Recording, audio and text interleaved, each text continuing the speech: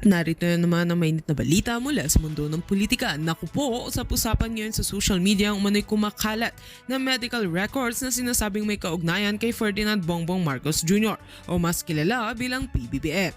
Ayon sa ilang netizens, may mga dokumentong ibinahagi online na umano'y naglalaman ng sensitibong impormasyon tungkol sa kalagayan ng kalusugan ng Pangulo. Gayunpaman, wala pang opisyal na kumpirmasyon mula sa Malacanang kung totoo o peke ang nasabing mga dokumento. Dahil dito, mabilis na kumalat ng iba't ibang reaksyon mula sa publiko. May mga netizens na nagpahayag ng pag-aalala sa kalusugan ng Pangulo, habang iba naman ay nananawagan ng maingat na pag-verify sa impormasyong bago ito paniwalaan o ipakalat. Ayon sa ilang eksperto, delikado at posibleng iligal ang paglalabas ng pribadong medical records ng isang tao, lalo na kung walang pahintulot. Samantala, nadawit din sa usapin ng First Lady na si Lizzata Nasmugs matapos kumalat ang mga haka-haka na umano'y labis itong naapektuhan sa lumabas na impormasyon. Subalit hanggang sa ngayon ay wala pang opisyal na pahayag mula sa kampo ng First Lady hinggil sa isyong ito. Patuloy na hinihintay ng publiko ang paglilinaw mula sa palasyo. Sa gitna ng kontrobersiya, paalala ng ilang opisyal at eksperto sa publiko na maging responsable sa paggamit ng social media at iwasan ang pagpapakalap ng hindi beripikadong impormasyon. Hanggang sa maglabas ng opisyal na pahayag ang Malacanang, nananatiling usap-usapan at spekulasyon lamang ang kumakalat na balita tungkol sa umano'y medical records ng Pangulo. At yan nga ang mga balitang ating pagkakatutukan, at kung bago ka pa lamang sa aking channel ay huwag kakalimutang mag-like, share and subscribe para updated ka sa mga bagong balita dito sa Tatak Pinas.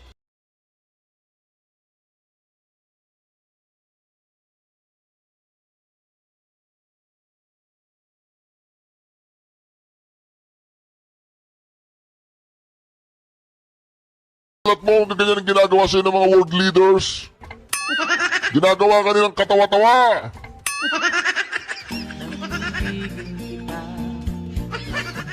Di ba ganyan? Oo naman mo. Mag-resign ka na, Bongbong Marcos. Pati yung mga world leader wala nang gana magpag-usap sa'yo. Naligo ka ba? Baka nangangamoy ka kaya medyo masangsang. Hindi kasi yun daw pong mga gumagamit nangangamoy yan, mabaho daw. Yung gumagamit ng ng halimbawa, kakain ka ng sisig, mangangamoy ka ng sibuyas, ganoon. O kaya dinakdakan, di ba? Ilocano yung dinakdakan.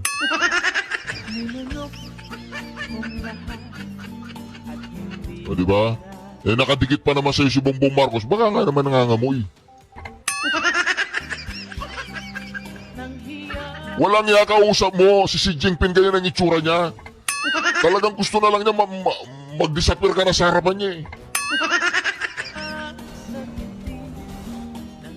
O, di ba? O, tingnan mo yung Chinese reporter, sabi niya, kawawa naman si Bongbong Marcos, ano? Ginagawa niyang katawa-tawa yung sarili niya, walang yaya.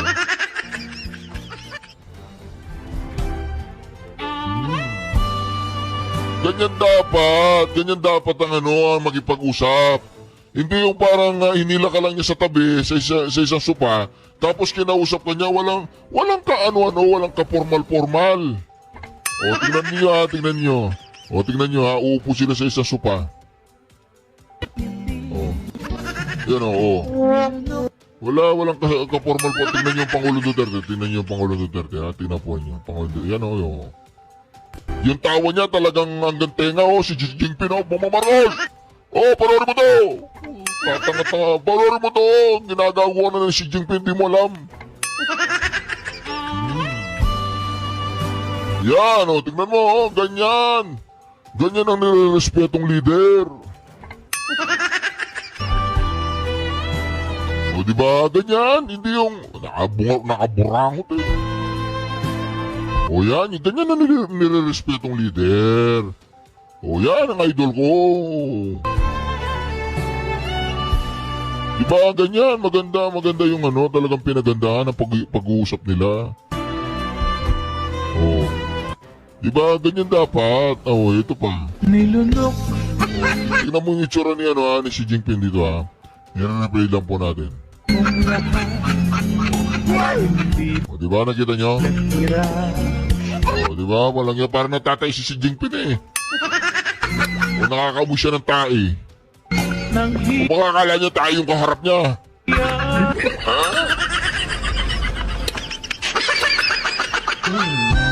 Nakita mo yung body language ni Xi Jinping? Ito. Tingnan po ninyo to ha. Tingnan ninyo ang malupit na Duterte. No, di ba? Ang aliwalas ng itsura na si Jinping, natatakot yata siya kay Duterte. Di ba? Oh. Hindi parang nagpapaliwanag ka, ganito po kasi yan inaano po ako ng Amerika di ba? Pasensya na po kayo si Jinping na.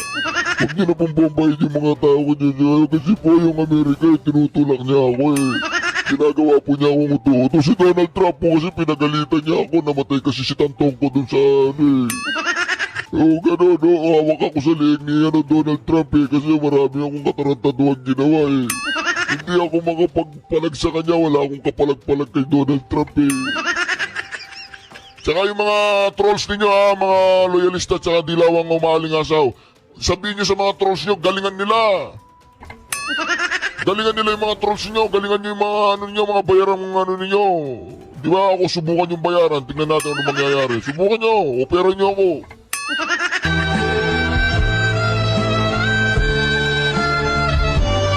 Mga ganyan. Yung mga trolls ninyo ayusin nyo. Nahuhuli sila kay Marcoleta. Nako, grabe yan. Gusto niyo muna ito paimbestigahan. Dahil ano ho ba ang iyong pakiramdam dito po sa lumabas na hindi po si Attorney Espera ang nag-sign, nag-notarize nito? Anong pong pumapasok sa inyong isipan? Was this, something they forced them to? Yes. Ang tingin ko talaga, someone forced them to stop them to say na wag mong i-claim yung signature na yan. Kasi easy lang naman Attorney Espera should have said na madali lang naman niya sabihin, hindi, sa notary service talaga namin yan. Nakaregister yan, nasa records namin yan. Pero to say and to claim na falsified yung aking notarial service, medyo, malicious para sa akin yun. Medyo inaanggulahon nila yun. Ginagawa nila ng script na yung ginawa ni Gutesa, totally mali. Okay. Totally Congressman falsified. Mike, who do you think is behind this? Yung mga binanggit niyang pangalan. Well, of course, si Congressman Saldico, I'm sorry, kaibigan ko siya, pero ito para sa bansa to. Ito mangyari, napakamali. And syempre, si Speaker Martin Romualdez. Ito naman yung dalawang taong binanggit niya So you think either one or both of them are behind this? Yes. Nako. Yes daw po, yes. Yes, Senator Marcoleta, ipaliwanag mo nga lahat na sinasabi nila dyan sa mga peking balita. Ito na po mga reaksyon, Senator Marcoleta! Kung sino yung mapatunayan na meron talagang pagkakasala, gawin nila. Di ba? Wala naman tayong problema roon. Ano yung tayo makikipagdebate sa ganun. Tama po, oho. Yun ang ating pakay talaga, matuntun kung sino lahat ang may kasalanan. Opo.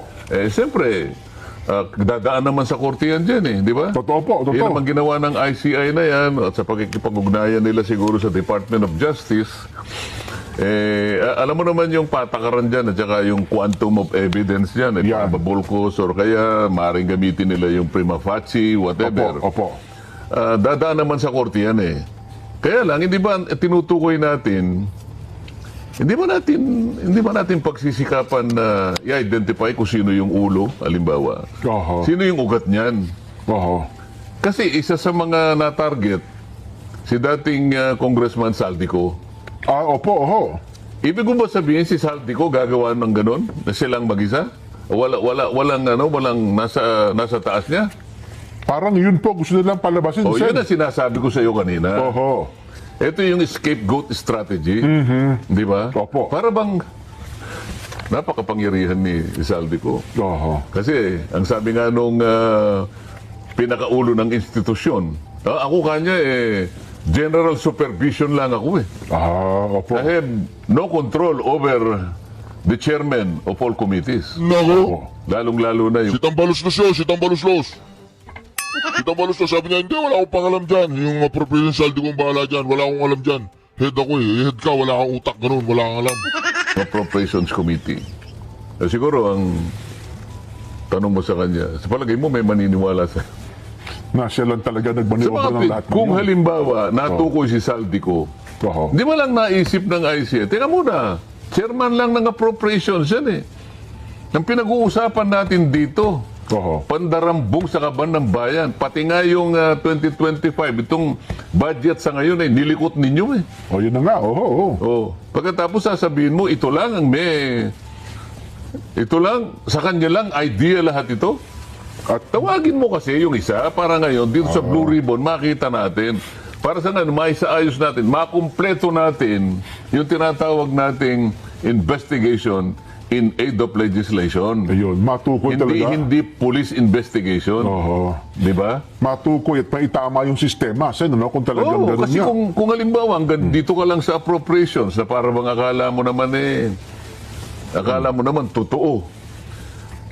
Kasi pinaniwalaan nila na hanggang dito lang ako eh. Ako supervision lang ako, I have no control. Nako naman. At yun namang sa DPWs hanggang USEC lang. Doon kay Yusek Bernardo lang. Kaya nga. Di ba? Parang ganun eh. Yun ang hindi ko sinasabi na huwag nating isama yung mga maliliit na tao. Interesado tayong lahat na isama lahat ang merong kaugnayan dyan. Maliit man. Kahit gaano kaliit, isama natin yan. Wala tayong sasantuhin dyan. Opo. Wala tayong sisinuhin. Kaya lang, manatili naman sa ating direksyon. Sino ba talaga pinag-ugatan yan? Ayun. Malinaw naman yung sinasabi na nga ni Gutese, eto po galing dito yung pera, dinala po dito. Hindi ka man lang natigatig doon. At hindi maliit na pera, Sen, ha? Hindi maliit na pera yun. Malitang pera yun. Hindi mo lang ipatawag kung sino-sino yung mga taong binanggit niya. Nasaan ba yung dalawang binanggit niya? Nasaan ba si John Paul Estrada? Nasaan ba si Mark Texay? Bakit hindi kayo gumawa ng paraan? Hanapin nyo sila. Walang gumagalaw eh. Saan tayo magsisimula ngayon? Patatawag mo yung notaryo publiko? Hindi, siguro kaya wala pinapatawag kasi 14 pa yata ang balik ng Blue Ribbon, Sen. Kasi nagbigla kayong nagpahinga. Yun pa nga eh, buti nasabi mo yan. Bakit? Kung talagang gusto nating huwag tayong maglilikat dito. Bakit? Yung budget naman kahit nakabakasyon kami. Nga pala, no? Naghihiring kayo. Di ba, sumasama rin ako dyan hanggat kaya kong puntahan. Sumasama ako sa pagdinig ng budget natin. Ibig ba sabihin, yung sa budget nakapagdinig kami, yung Blue Ribbon, ibig sabihin, magpapakabakasyon kami hanggang gusto namin. Makakapamili ba kami ng halos isang buwan, walang nangyari, samantalang yung budget hearing? Every week meron kami. Opo, napapanood namin. Hindi nyo napansin. Bakit na lang inihinto? Bakit meron pang nag-resign na chairman? Pagkatapos sasabihin niya lang na kukunin niya uli. Dahil nga gusto lang nilang ihinto ng ganun. Baka sakaling may magawa sila na mapagtakpan ng napakaraming mga bagay. Napansin nyo ba, mga kababayan? Kailangan maging maliksi po kayo ngayon. Huwag po kayong kukurap. Bawal ang kumurat ba kayo?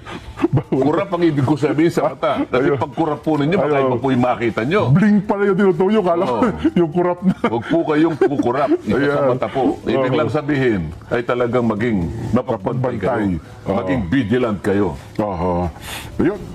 Mukhang Sen, well, sa pagpasok po ni Ombudsman Boying Rimulya, ang nangyari ngayon, halos araw-araw po, may press ko na ang Ombudsman. Sabi nga nung ilang mga tumitingin, isang ombudsman na sikreto dati, tahimik, at ngayon po naman ay daily press con ang ating bagong ombudsman. Pero hindi mo ba i-discuss paano kang nakakuha ng clearance ka mo? Hindi, usapin kasi dyan hindi ka pwedeng maisama doon sa shortlisting. Kapag wala kang clearance galing sa ombudsman, di ba? Ay, SOP po yun, di ba? Requirements po yun, Sen. Kaya lang, bakit ka nakakuha ng clearance? Hindi mo ba sisya sa atin yun? Kasi, si Mayor Baste, the acting mayor of Davao City, nag-file siya ng kaso laban sa maraming opisyalis ng ating pamahalaan, kasama na noon ay Secretary of Justice Boying Rimulya. Tama po, Hindi lang naman siya, kundi yung marami pa. Ito ay patungkol dun sa pagkakahuli, pagkaka-detain sumandali, at pagkaka-transport ni dating Pangulong Duterte sa The Hague. Anong petsa nung kanyang complaint na ipinail sa ombudsman na docket mismo? Anong petsa? Hindi ko na matandaan yung date, Sen. September 15. Okay. Bago pa maitalaga. Bago pa may talaga Opo, eh. oo. Kasi ang nakatalagay sa OIC Ombudsman, ang Opo. pangalan, Dante Vargas. Opo. O, di ba? Yes po. Oh. Naitanong ko kayo ano yan eh, nung budget hearing ng DPWH kasi may kasangkot na pangyayari dyan. Okay, Oh. opo. Kasi gumawa ng office order si dating ombudsman, acting ombudsman Dante Vargas. Di ba? Ang petsa ng kanyang office order, September 17. 2025. Okay, oo. Oh, sabi niya, lahat ng mga na-file na kaso sa nakarang 10 araw bago itong effectivity ng aking September 17 na office order Opo. ay aalisan ng docket number. Ba, oho. Ibig sabihin, yung memorandum order ng dating Ombudsman. Martires, Samuel Martires, opo, oho. na nag-require siya ng double docketing, Opo. sinuspindi niya yon. Sa mga tweet, 10 araw bago 17, magmula September 7 up to September 16. Opo. Nasama siya. Nasama ngayon September 15. Nakuha mo ibig ko sabihin? Opo, oo, So, anong epekto kapag ka nawala yung docket number? Eh di parang baliwala na rin po yung ano. Hindi, tanungin mo ko. Ay, ano nga po epekto nun? Ano po epekto pag nawalan docket number? Oh. Siya ito nga excited eh. Tanungin mo muna ako. Opo, ayun. Kapag ka naman, sangayon din doon sa office order ni Dante Vargas, yung acting, mula sa pagiging active case, Opo. mapupunta sa case being evaluated. So, for evaluation. For evaluation. Sa mga tweet, hindi siya kaso. Oho. So, hindi siya kaso, walang kaso si Walang kaso si Boying Boying, Remulla. tama. So, nakakuha siya ng clearance. clearance, Tama? oo, opo. Yun ang nangyari din eh. Oho. O, paano nasangkot yung DPWH? Opo, paano nga po nasangkot sila? September 11. Ba, ilang araw lang, oho. O, hindi kasama siya doon sa 10 araw eh. oo. Sinabi ko sa iyo, 10 araw bago September 17. Mahalagang pangyayari pala yun. September 7 to 16. Opo. 10 araw yun. Oo. September 11, Oho. nag-file ng kaso ang DPWH doon sa 20 mga opisyales na di umano'y sangkot sa, ito sa Opo, flood control. tama, oho. At mula doon sa complaint na isinampa ng nagpetisyon na si DPWH, Secretary Vince Dizon. 16 ang sinuspinde. Opo. So tanong mo sa akin, anong basis ng suspension? Ano nga po magiging basis nun? Wala na palang ano. Nawala yung docket number din sa kanila eh. Oho. Oo. Tinanong ko sa kanya, ano? Your Honor, sabi niya, hindi nga, nga ako na, ano nga ang basis? Oo. Hindi, sinasabi ko lang, yung nasuspindi, hindi dapat nasuspindi. Sabat kasi wala ng yung basis tinanggal, eh. opo. Wala ng docket number eh. Oo. Kasi yung complaint niya na-relegate sa status na for evaluation. For evaluation ka pa. na mangyayari, oo. So walang kaso, ano ngayon ang basis? Ba't mo sinuspindi yung 16? Dapat pala ibalik niya yun. Dapat sagutin ni Dante Vargas ngayon yun. Oo. Di ba? Yeah. Kaya nasabi ko, merong pabor sa'yo, merong hindi pa pabor sa'yo. Oo. Sabi ko sa kanya, ito yung problema. When you pray for rains, Ay, opo. Di ba? Oho. you have to also look into the possibility or yung ano ng putik. Di ba? Opo. You must have to deal with the mud too, sabi Opo. niya. So, ipinanalangin mo na umulan. Magtyaga ka na... Magtyaga ka rin na May tingnan iba pa. mo ang magiging epekto ng putik para sa iyo. May nakinabang pero mayroon din naman. Yun na eh, di ba? Oo, tama. Makikita mo yung inconsistency dito. Oho. Pero ngayon ba yung suspension na effectivity pa? Bahala na Effective pa sila rin? doon. Sinabi ko lamang yun. Ayun. Para lang makita natin Oo. kung ano yung mga kabalintunaan nangyayari. Dapat pala Sabi magreklamo pa, yung 16 kung nakikinig ngayon. Maaari may nakapakinig doon. Kasi Di ba? napunta na ano yun sa social media. Oho. Ay, nako. Anyway, saglit lamang ho ha. Tuloy tayo, Sen, sa ating talakayan. So dapat pala ngayon, sa pamamagitan po ng ating palatuntunan ito, ay magpakatalino, Sen, ano? Tama, Ang tama. ating mga taga-subaybay, lalo na po sa social media na ito ang nagiging bihikulo ngayon ng, sabi ko nga, kung ito'y nakakatulong sa positibong bagay, pero ito'y nakatutulong din sa isang negatibong bagay, Maraming fake news eh, yung Kabayan Patrol. takpan ng katotohanan po. At ayaw nating mangibabaw yung negatibo dyan. Yan. Oho. Gamitin ang social media para ang tao malinawan, malabo, di ba? Oho. Para maituwid ang mga binabaluktot. Tama. Hindi yung kabaligtaran. Oho. Kasi kapag puro katwiran ng namamayani, puro katotohanan, safe ang mga tao. Oho. Nakagagawa ng kabutihan sa kanyang kapwa, sa kanyang pamilya, at sa pambansang kalinangan, Opo. development. Pero kasi kapag pinagtatakpang ka, meron kang hindi naintindihan, pati pagdidesisyon mo medyo problematic Oho. Lalong-lalo na ito, tinutukoy natin dito kung paano natin may sasalba ang ating bansa. Paano natin marirecover, paano natin maihinto ang napakalaking korupsyon na nangyayari sa magitan pa lamang nitong flood control projects na pinagtatalunan natin. Dito makikita mo, ang nakakatakot dito, ang pinakamalaking tragedy dito, trahedya dyan, Opo. hindi yung ang tao makaalpas sa hustisya Oho. Kasi Oho. dito sa pagtatakip nila, baka sakaling ang kanilang pasya rito, ang kanilang kagustuhan dito, mapagtakpan, maproteksyonan ang mga taong dapat ay magkaroon ng dapat ay managot. Oho. Ang ang objective natin, makita natin, matukoy natin ang mga taong dapat na managot sa mga nangyaring ito Sila naman kabaligtaran ang kanilang pakay. Oho. Maisalba sila, Oho. mapagtakpan sa pagitan ng pagliligaw sa ating mga kababayan kung sino talaga ang may kasalanan. So nailigaw sila. Hindi yun ang pinakamalaking trahedya Ang pinakamalaking trahedya dito ay mangingibabaw yung kamalian May Tama. mangingibabaw Oo. yung kawalang hiyaan Agree. Pagka yun ay nangibabaw, yung katwiran na ngayon napailalim, Yun. mas malaking problema ng isang bansa At yun ba, papayagan natin? Di ba? Oo. Magkakaroon ng distrust ang mga tao sa kanyang pamahalaan. Wala nang maniniwala hindi mo napanagot Nakaligtas yung dapat managot, pero more than that, Opo. hindi nakaligtas ang bayan doon sa ustisya na kanyang hinahanap. Hindi niya ngayon nakamit yung ustisya na dapat nakamit ng mamamayan Oho. doon sa pag-alipusta ng kanyang kabangbayan. Saan bigyan na natin ng mas dagdag na emphasis? Bagat nabanggit nyo na kanina, gaano ba ang importansya itong si Gutesa? Bakit mukhang ito ang pinaproject ngayon, at mukhang talagang seryoso silang i-discredit si Gutesa? Hanggat maaari lang, siguro sa susunod na pagdinig, huwag na itong lumutang Kasi hindi na rumatagpuan ngayon at hindi na malaman kung saan nila hahanapin. Diyan mo makikita ang kahalagahan Opo. ng testimony ni Gutesa. Ayun, oho. Kung naalala mo, nung nag-deliver ako ng privilege speech sa plenary, sabi ko, si Orly Gutesa, ang pinaka-credible na witness sa Tama. pagdinig na ito.